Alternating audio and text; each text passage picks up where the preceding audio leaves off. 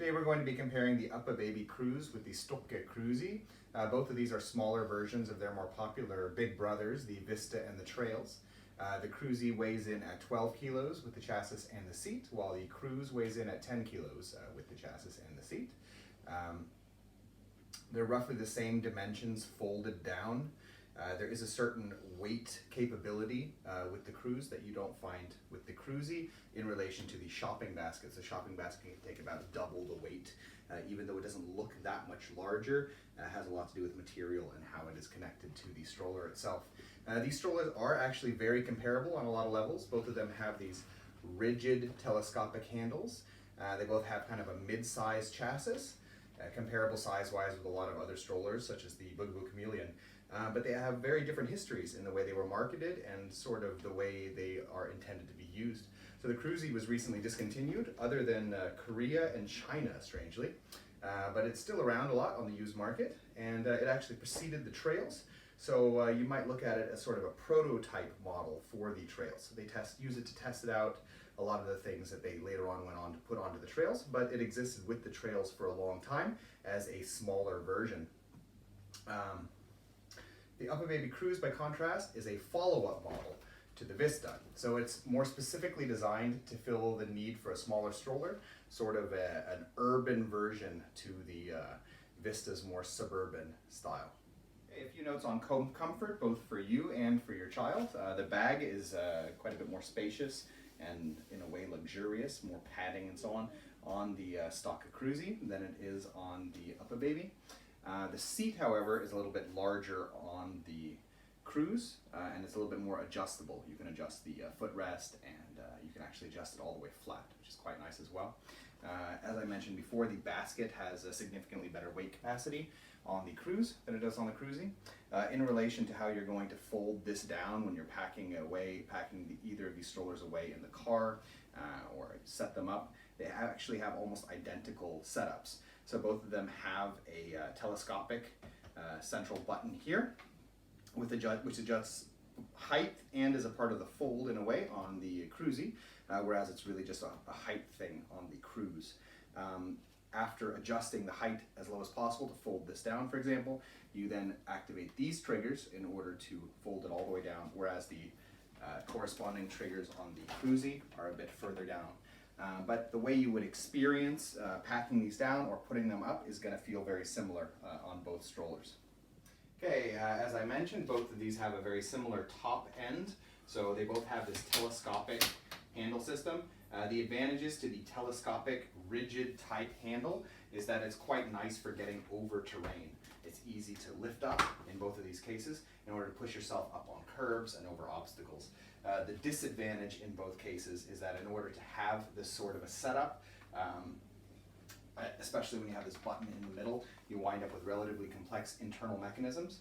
So as long as everything is functioning well, it's a plus to have this sort of a setup. But if any of those wires inside that operate that button, if they break, it's a real pain in order to fix, that sort of a thing.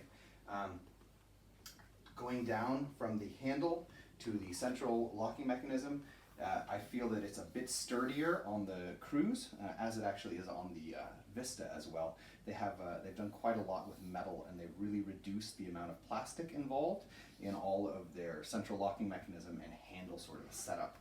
Not that it's bad on the Crusi, but there is a bit more plastic, and this handle, telescopic element to the handle, as I mentioned, is not just about height adjustment. You actually have to push it in if you're going to fold down the stroller, and I have seen more problems in this case than with this, but I have seen problems with the Cruz as well, people needing to replace the handle and so on. There's also quite a lot of plastic in the central locking mechanism. It is sturdy, and in comparison with a lot of other models on the market, I wouldn't say it's bad or anything. It's actually quite strong, but I think that Uppababy has done something pretty special with the way they do their central folding mechanism. Okay, looking at the lower back end of both of these strollers, first thing that I would note is that the Crusi has far better suspension. It's actually the same suspension unit that you find on the Trails, and it's this large suspension element right here. The Cruz, by contrast, does not really have any dedicated suspension, and even though they talk about suspension on their strollers, on Uppababy strollers, that has mostly to do with the material that the tires are made of. they're counting on that as bouncing it. But you are going to feel that it's a little bit more jolting if you go over any sort of terrain when you don't have any sort of dedicated suspension. In relation to the brake systems, both of these have pretty solid brake systems. Neither one is overly dependent on long brake wires. There is a little bit more simplicity in the Crusi's brake system. So for that purpose, I would give it a small plus. Because whenever you have more simplicity, fewer things can go wrong. And in both of these systems, you have a fair amount of plastic involved. But both are actually quite well designed. So I really wouldn't give a benefit to either one in relation to the brakes. Okay, looking at the front ends of the Stroller, just a quick note, there is of course a wheel size difference both with the front and the back wheels, but I'm going to talk about wheels separately. Other than that though, the Crusi has a little bit better suspension on the fork itself, which is a bit of a plus. But the Cruz has an inbuilt pad to hold the fork tighter into the front end. The Crusi, although the Trails has this, the Crusi hadn't developed that yet, a suspension pad in order to hold the fork in tightly. That being said, the Crusi has been around for a long time and I have not noticed a lot of wobbly wheel issues. I have actually noticed a few on the Cruz, despite the fact that they have a certain inbuilt failsafe against that. But that failsafe does tend to wear down a bit. If you have that sort of problem, we actually have videos that talk about how to deal with that. In relation to the swivel lock mechanism, they're both also comparable. The swivel lock is on the side here, it's on the front on the Crusi wheels, and both function in more or less the same way. It's a peg that goes down and locks the fork in place. Overall, of course, then, the Crusi has a lot better suspension, so that's going to affect how you're going over terrain than the Cruz does. But then the Cruz isn't exactly built for terrain for other reasons as well. Okay, I wanted to make a few notes on the wheels themselves, and the obvious difference is of course the size. The Crusi, again, being a precursor to the Trails, has more or less full-sized wheels, and that makes it a lot more terrain capable than the Cruz. So the Cruz has these much smaller wheels. I'm not going to say that the Crusi is a terrain stroller. You're still going to jolt all over the place if you're going across forest paths, but you will manage some light terrain, some relatively smooth park driving and so on, a lot better with the Crusi with the larger wheels than you will with the Cruz. On the other hand, looking at the wheels in terms just of quality of construction, without looking at how they impact where you can drive the Stroller, there is a significantly better material that the foam or the rubber is made out of on the Cruz, and you don't get the same sort of damage from stones. Not that that's really impacts the use of the Stroller, but it does get ugly a bit when you get a lot of pebbles and stuff stuck into the foam, and you will find that on the Crusi. I live in the north, and in the wintertime, it snows a lot. They put this mud flap on. I find that to be a bit of a gimmick, and snow does get stuck under there in the winter.